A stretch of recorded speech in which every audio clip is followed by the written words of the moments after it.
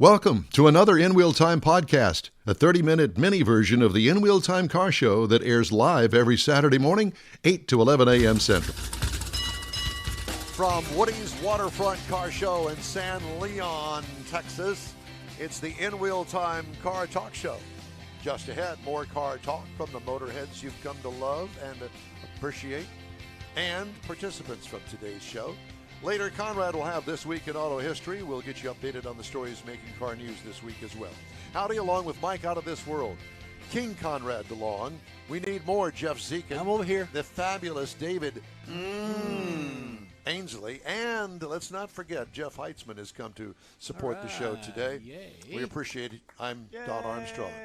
Mr. Mars, looks like we got a little special surprise guest. Yes, we talk to them once or twice a year, every year. What? God's Garage, because we need all the help we can get for sure. And we finally get to meet Brad Thompson in real. And He's here. So I saw you guys are going to be down here. We actually, my wife and I own a lot over here in San Leon. We're about to build a house. Oh. So we come down here. We park our motorhome on the lot. We look at. I saw you're going to be here, so I put a note on Facebook. Hey, special guest appearance by Brad Thompson.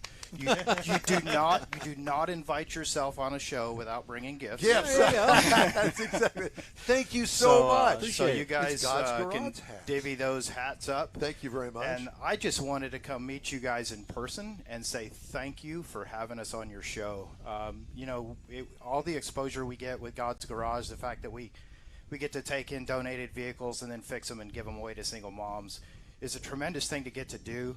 But then to have the attention of guys like you that, can seek us out and say, hey, we think what you do is really neat. Come be on our show. Well, we appreciate it. Oh, no, we appreciate it. We're very grateful to get a chance to do this. What are you working on in the garage today? Oh, gosh. We give away, 10 to 15 cars a month.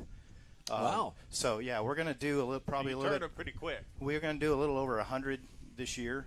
As a matter of fact, I'll send you a picture of the new garage being built. We're still looking at probably about the end of the year. We do little Facebook updates on those, and we would love to have you guys come out and do a show from inside a garage. This is a beautiful setting, but man, the wind's kicking through here. Listen, we're very demanding, and you must have a palapa outside, the party palapa at God's Garage. Can you give me a resource where I can find a party palapa? I know people. Okay. We can't even spell it. He does. I can't either. I have no idea what it is. That can do a palapa, but he knows people. I have no idea what it is, so that's why. I think it's a sandwich. Well, and That's the a other falafel. thing is, any of our listeners that are interested, it's godsgarage.org, O-R-G. If you want to support the program, jump on there, and there's a donation page as well. Yeah, it is. And donate your vehicle, and, we'll take good care of it. We'll make you proud of it. And if we can, you can come be part of it when we give it away, which is amazing. Yeah. But thank you, guys. Thank I you. don't want to crash the show, but I did bring hats, so I know better. Yeah, you Party good, crasher. And it's good to meet you guys all. Good in to person. see you. Right. Great to see you. Thank you. You bet. Okay, we also have another guest down here at the end. And Mr. Mars, would you please do the introduction there, please? Yes, sir. As you were going to walk off. Everybody that has came in. When we came in early this morning, we saw this gold car up there, and nobody knew really what it was, but it's obviously gold. It's a custom, a Barris custom, a 1967 Toronado custom, and it belongs to Roman Korpus, sitting right here. Roman, Good morning. good morning. Thanks for joining us. And apparently I owe you, according to Kondrad, an apology because I called your car weird. Has anybody ever called your car weird? There's been a number of different comments made, different definitions. Well, for I it, mean, but weird is not, to me, the definition of weird is Yeah, you call me unique. weird all the time. Well, unique. I mean, we could come up with lots of them. I Sure. could look it all up on there, but weird's one. I've never seen a car like it. It's weird. it's weird both that and unique. That's the nice thing about it. Well, I know. I mean, and listen, for those of us that are in the custom car business and we like custom cars, weird is good because it's unique. I've never seen anything like it before. Tell us what it is. No, you're definitely right, 100%. It's got some unique looks to it, the dimensions, the lines, and everything with it. And the fender. Oh, fenders. it just busts right out. It does. It's typical George Barris from late 60s and, early 70s with what he built. So Yeah. this With the vehicle- exaggerated lines. Yeah, that's exactly it. Everything's just basically, it's almost on steroids with what he did. he gets a unique vision, then he starts working with it. So this vehicle was actually designed by him and built. There was 4 of them that were manufactured for Imperial Oil up in Canada. Imperial Oil. Yeah, which is Exxon's division up in Canada. So Are you from Canada? I grew up in Canada. I could tell by that accent. Did you play hockey? Always have to play hockey. It's like playing baseball or football down here. That's all it is. I'm a big hockey fan. Huge. Oh, perfect. Yeah. It's the only sport where you can get in a fight and just get a penalty, not Well, thrown out. I've always Maybe been a get a Gordie. penalty. May not Gordie go. Howe is my hero. And then when he played with his sons with the Houston Aeros, I know Sure. going off topic. I actually went to a fight and a hockey game broke out. That's exactly how it happens. And I bet you played hockey yourself. Oh, I sure did, and I'm paying for it today. I'll bet you are. Yeah. Well, that's good. Well, you sir are my hero. So tell us more about the car. Yeah, so the vehicle basically, Sure. like I said, Imperial Oil contracted George Barris to manufacture 4 of them, of which this is one of 3 still in existence. There's 2 up in Canada, but this one's been in our family since 1968. Oh, my God. Yeah, wow. so So basically you it guys was a got it year old. early. Yeah, and just maintain it from there and everything. Did you buy it from the oil company? No, we did not. What it was is basically people's names were put into a raffle. It was a whole entire full year. Oh, my of gosh. It's a celebration. raffle car? Yeah, yeah. So they just went right out and did all that. So anybody who bought fuel, through Imperial Oil, they could do that, and they get into the raffle. They put their name in, so then it was drawn and presented to these people throughout the year and everything. Now, the way we acquired it is my sister's godfather, friend of my dad. He was ferrying it to get it sold in another area of the country, and lo and behold, sure enough, he comes home one night and talks to my mom about it, and she goes, "Yeah, let's buy it." It's weird. It's weird. Thank you. Thank you. Did you hear that, Conrad? Yes, I did. Okay. He always corrects me, and that's fine. But I'm So sorry. the base starting car, and I'm an Oldsmobile fanatic. There you go. I worked for Oldsmobile for Yep. 25 years. But the base car is a 67 Toronado. That is correct, yeah. So 425. Yes. 425 transmission. The 400 transmission. Yeah, but well, yeah, 425 yeah. when they turned it. Yeah, that thing's kind of sideways. unique because it's all gear driven. We had it torn apart, and you would think it's something industrial out for marine applications. The way that transmission's all set up, because nowadays it's just water and clutches. Well, not water, but fluids. That thing had a full chain. Just you take a bicycle chain, but make it about 80 pounds heavy. And if I remember correctly, kind of a unique back seat.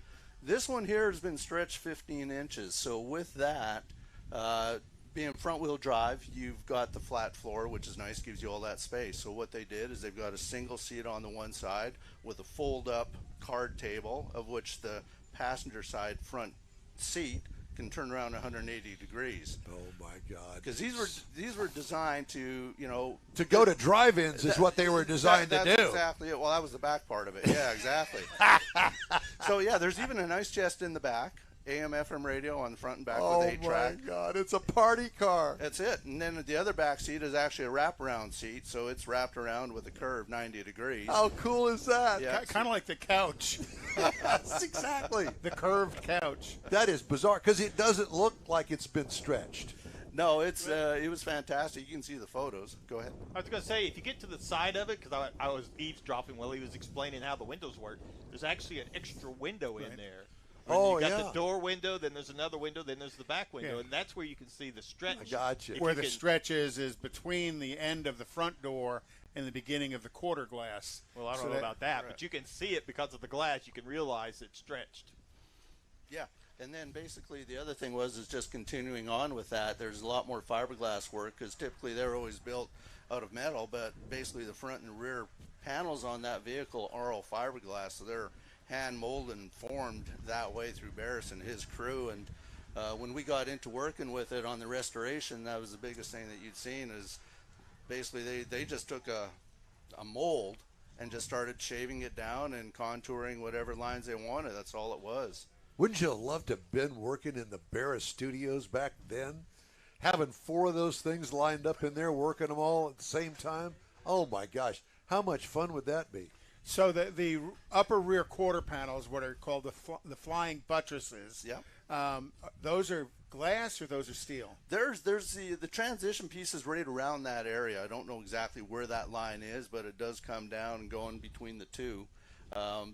So basically, we walk over there. Because I know that's quite different from the Toronado, yeah. which basically the glass was flat and wrapped around the seat pillar. Yeah, where this, they actually extended those buttresses out a little bit, and then it's also got a rear spoiler on it. It does. It's unique that way. It's got the little lip that just curves up, 2-3 inches on it. It's just got a lot of uniqueness to it. In doing the restoration, the gentlemen who were working on it, they identified a lot of things that they see being done today, and they feel that was the origin of it. People took some stuff off of Barris, just coming down to the door handles, even everything like that, because they are flush with the vehicle. Okay. Push with your thumb. Yeah, you push with your thumb, and then you pull the handle, and you see that. Seeing Dave Kindig thinks he's cool. That's exactly George Barris did it back in '67. There you go. Tail lights. There you go. The tail lights are definitely unique. Yes, and they're sequential, so they basically like the old Mustangs. Yes, exactly. Well, why doesn't that surprise me? Now, have you ever shown this at like Autorama? You know what? This thing just came out of the shop after a 2-year restoration. So this is we had it in Galveston the other week for Moody. They had an inaugural. Are you going to bring it to Autorama? We're talking about it. Yeah, you should. Yeah. Yeah, most definitely. Now you trailered this in. We did. Yeah, I did today. Yeah, I would. Yeah, exactly. That's I'm located in League City, and that's all the work was done through Kima, that area. And I think that car would be a perfect fit for Autorama. To reintroduce a real Barris car that hasn't been changed since Barris made it. Right. I mean, is this even the original color that it was? This is original color. They had the 4 of them, of which 2 of them were gold, one was burgundy, and then one was olive. So we went back to original color as much as we could on this one here, paint match it and everything, and then the interior is actually still all original. Just cleaned it up and everything. Really? But the shag carpet right down to that. Yeah, baby. There you go. Oh, how cool is that? What do you do for a living? I work in the refinery industry. We do maintenance within the refineries, and I moved down here 25 years ago from Canada with work, and got out of the snow. Yeah. Aren't you glad? Got out of the snow and into the fire. Well, and that's exactly it. The one thing about the snow, you can just work harder and put clothing on. Once you get down here and you're hot, you can't peel down too far. Oh yeah, you can. But you don't want to know about that. Yeah. We're a weird bunch on this show. So suspensions all original Toronado. Yes. All they did was cut in the middle and extended it. That is correct. You can actually see on the very front clip, it's when they removed it, you can see the original panels where they just cut off the front quarters and just pounded them in with hammers just to be able to make that fiberglass fit around it. Well, and those front fenders are quite unique. They're huge. They're how they pronounced, kind of pontooned them even to a degree, which to me kind of brings in some of that 30s style. Sure. As well, how big they are.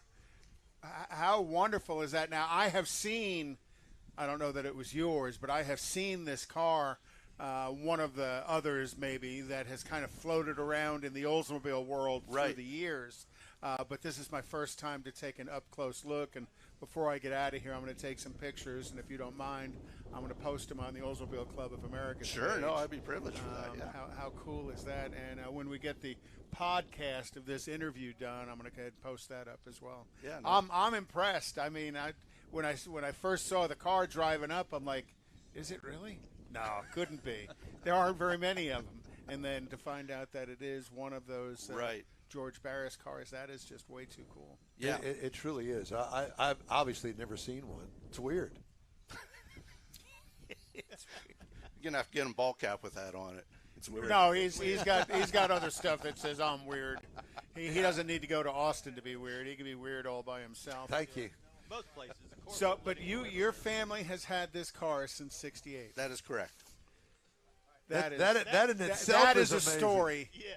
to itself. Yeah. And you hauled it down here from Canada. I sure did, yeah. I had it under tarps and everything. A number of people asked me if I actually had 2 vehicles underneath there, just because of the length of it. And it's like, See, to me, sitting here, which really isn't a fair observation, but to me, sitting here, it's not that far off from the original size of the car. It's 9 inches longer, you said? It's 15 inch Oh, stretch. 15 inches. Yeah, and then you go with the bumperettes at each end, and this car is just sitting a little over 21 feet. Are those original wheel covers? Those, no, they're actually, each of the vehicles have got some unique abilities to them. So this one here is more custom than the other ones. The other ones that I've looked at and we've discussed and seen, some of them look like they're factory, but these ones here just really couldn't identify them because they're actually two-piece. They come apart with that Really? center hub, yeah. Because you have to correct me if I'm wrong, but if I remember correctly, the Tornados had wheel covers that were kind of stood off from the wheel, I guess, because of the drive hub. Oh yeah, because the offset of the top of the wheel is the flange to mount the wheel to the hubs is way out there, and then the tires and the offset of the wheels are inboard, which is very unusual because of the front wheel drive system in it. Yeah, Definitely correct. Yeah. How did I remember that? Have you seen the other two cars? I have not. The one that I had seen, it might be the one you referred to, was sold 8-10 years ago out of St. Louis, I believe. They did a restoration here. It went back up into Western Canada. And the other one, from what's been identified, it's in Eastern Canada. It's been in a family since the mid-'80s or something like that. So who did the restoration work for you? Creative Classics and Customs in Kemah. They're the ones. And then also Kemah Automotive did the driveline, electrical. Both of those two facilities are basically, they're just across the street from each other. I've worked with Creative Classics before, and identifying someone who can do the fiberglass work, that was probably the big thing. The thing that I really enjoyed talking with John Harden on it was initially when they looked at the vehicle, he already had a plan as to how to take off that front clip. Because basically you've got the hood, but then the fenders and the front were all one piece. Oh, wow. And fiberglass. So he was like, we need to make a jig to be able to remove this and take it off. And Without damaging it, yeah. Do you have it insured with Haggerty? No, I went through numerous other facilities on that one there, but no, not right now with that one. That was just fresh, so I just got it punched out pretty quick. What is something valued at like that? You know, it's one of those things. Being a weird vehicle, it's in the eye of the beholder. Well, you know who the man is Woody. He would be. Woody actually did, he did an appraisal for me on that about 4 months ago, and we're six figures. No doubt. And I had seen the appraisal on it. I'm just stunned to see the car. Thank you so much for bringing it out. And like I said, are you going to be here through the end of the show? I'm here for the day. Yep. You're here for the awards. Yes, sir. And I will definitely make my way over to it and take some cool pictures of it. That is so unique, so different. Yeah, just breathtaking. Well, we sure appreciate you stopping by. It's great talking to you. Hey. Oh, gosh. I don't know if I pulled that up or not. No, you haven't used that yet. It's the out and about. That's right. It's out in the boat. Yeah, exactly. Thank you very much, gentlemen. Thank you. It's a pleasure meeting you. Okay, time now for This Week in Auto History. Konrad, we love auto history, and I know that you've started off with something unique and fun. Well, in 1908, William Durant. I remember it well. He merged Buick and Oldsmobile into General Motors, later adding Cadillac for $4.4 million, and then adding Oakland. But he also had a number of parts suppliers, one of them being AC spark plugs, and that all became General Motors. And then in 1925, construction on the infamous Nürburgring racing circuit was completed, and it was referred to as the Green Hell. Why? Well, it's a 12.9-mile course through the Eiffel Forest in Germany with some of the most dangerous road segments on the planet, curving around 73 corners in that 12.9 miles and changing elevation about 1,000 feet. 1,000 feet? Yeah. Wow. Now, one of the cool things about it today, there are actually what they call ring taxis. These guys take you out in these hot-rodded BMWs as a driver, and they drive the ring all the time, so they know the course quite well. And you ride as a passenger and scream like a 7-year-old girl like on a roller coaster. Have you ever ridden with Don? And that would be a fun ride, because I wouldn't want to drive it not knowing the course. But to get in it with somebody who knows the course would be a totally fun ride. Yes, absolutely. And there's, they still use the ring today. A lot of manufacturers. How much it costs? Not real sure. I should have looked that up. Next week. A lot of manufacturers still use the ring today to test their vehicles on it. Corvette has been on it a number of times as well. In 1928, work began on Chicago's new Galvin Manufacturing Corporation. The company had officially incorporated the day before. In 1930, Galvin would introduce the Motorola radio, the first mass-produced commercial car radio. The name has two parts: motor, which evokes cars and transportation, and Ola. Hola. It's not Ola the way you think of it, but that was derived from Victrola, which many people in those days thought of as the music. If you're not seeing the picture, but don't let Mike see it because he'll be buying wires for it. He'll be buying something. But this is a tubed radio. Right. You remember tubes, God, John. yes. Yep. In 1937, Duesenbergs were considered the most luxurious car in the world. Handcrafted and custom-made, heated as the epitome of flamboyance and elegance.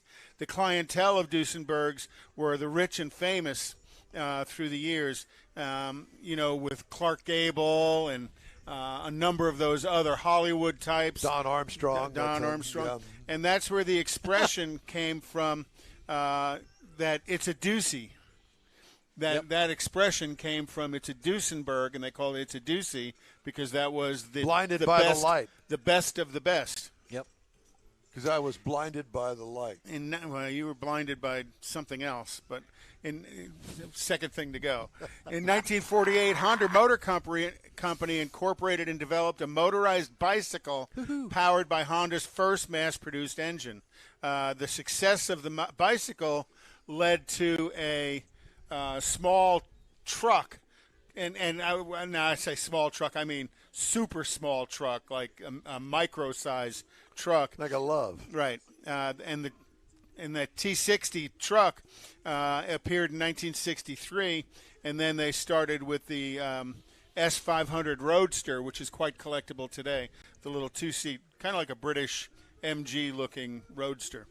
In 1955, This week was when James Dean was killed in Cholome, California. Where? Driving his Cholome, Cholame. I've driven through it. There's a memorial and everything there. It's on the way to Paso Robles. Mm-hmm. And that was where he'd passed away. You're so worldly. You go to all these. I have my moments. Yeah. And 1978, car and driver editor Don Sherman set a Class E record at the Bonneville Salt Flats during driving a Mazda RX-7, the standard bearer for rotary engines in the U.S. market. Now, the interesting thing is when you look at this car, he went 183.9 miles an hour in a Mazda RX-7. No. And it didn't have all of the crazy aerodynamic features on it that you would think it did. It was basically a stock body. It didn't have any big wing or big front spoiler on it. And it wasn't rusted yet. Well, not yet, but I'm sure it sounded like a bumblebee going down the highway. And then did you get my sound? Did you read my text? I'm sorry. In 1982, the first episode of Knight Rider aired, starring who? David Hasselhoff as a private eye, Michael Knight. However, the real star of the show was KITT, the talking car and modified Pontiac Firebird. And what did KITT stand for? Knight Industry 2000. KITT. K-I-T-T. Yeah. Knight Industry 2000. Okay. So okay. That is this week in auto history. Hubba hubba. 2000. And a hubba hubba. Oh, God. All right. Thank you. And I'm sorry I didn't get your music.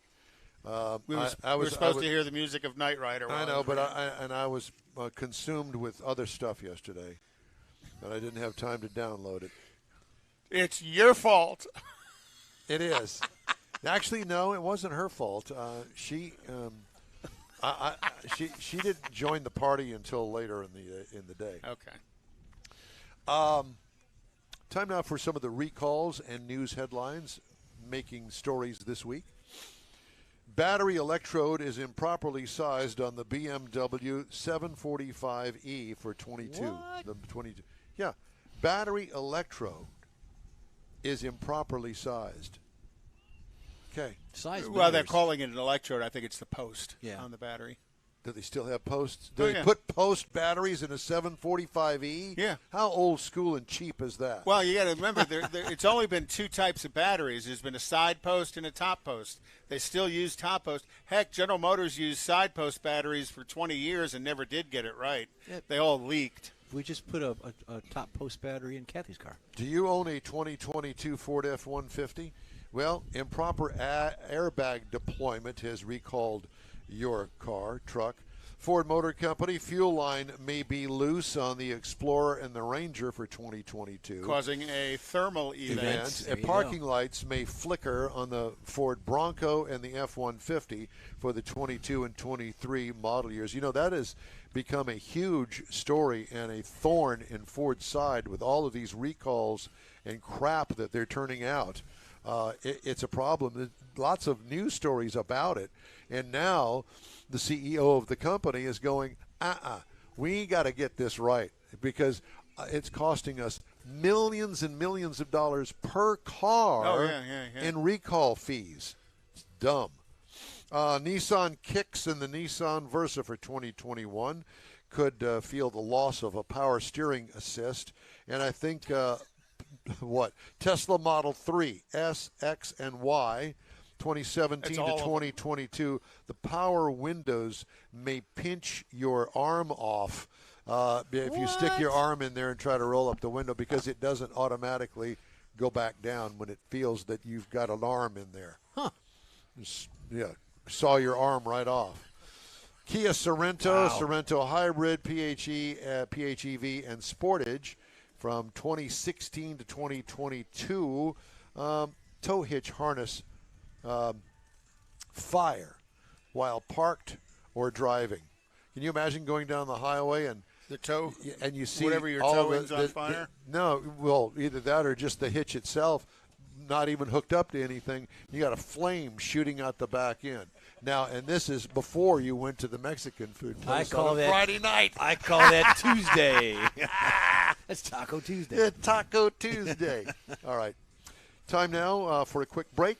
We are coming to you live from Woody's Waterfront Car Show in San Leon. You're on the In Wheel Time Car Talk Show. Stay with us. Starting to work on your Christmas calendar? Be sure to add the next Tailpipes and Tacos Cruise In Saturday, December 17th. You'll want to attend Tailpipes and Tacos Christmas Edition at the Loopy Tortilla in Katy, 8 to 11 a.m. It's the only place cruisers compete for Loopy's Chili Pepper trophies and other prizes. There's no charge to enter your vehicle for Best Hot Rod, Best Classic, or Best Modern Classic.